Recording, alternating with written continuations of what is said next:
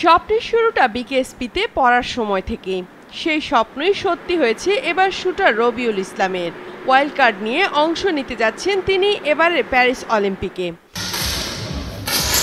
এবছরের জানুয়ারিতে ইন্দোনেশিয়ায় কোটা প্লেস প্রতিযোগিতায় খেলেছিলেন 10 মিটার এয়ার রাইফেলের এই শুটার।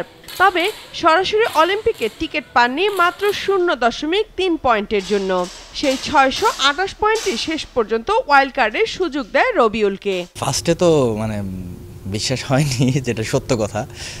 তারপরে বিশ্বাস হয়েছে। বিশ্বাস হওয়ার পরে আসলে মানুষের একটা হ্যাপিনেসের একটা লিমিট থাকে, সেই লিমিটটা আমার ছিল না। অলিম্পিকের স্বপ্ন দেখাটা আসলে বলতে গেলে আমার বিকেএসপি থেকেই সেভাবে আস্তে আস্তে আমি আগাচ্ছিলাম। আগাতে এখন আল্লাহর রহমতে এই পর্যায়ে। কোটা মিস হওয়ার পরে তো অ্যাজ এ প্লেয়ার বলেন, অ্যাজ এ মানুষ, আমি তো মানুষ, আমার অনেক কষ্ট লাগছিল, ভেঙে পড়ছিলাম। 1 থেকে 8-এর ভিতরে যদি এর ভিতরে যে কোনো একটা প্লেস আমি যেতে পারি তাহলে আমি ফাইনালে যেতে পারবো। তো ফাইনালে গেলে তখন আমি মেডেল ম্যাচের ফাইটে যাব।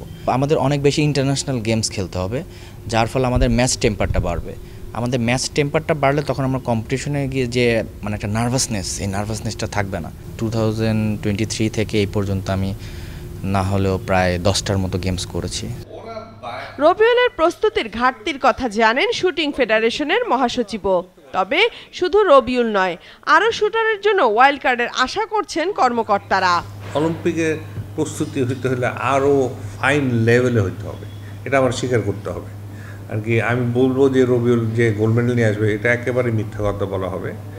রবিউল হয়তোবা রবিউলের বেস্ট খেলাটা খেলবে, আমরা আশা করি যাতে ও ফাইনাল খেলে।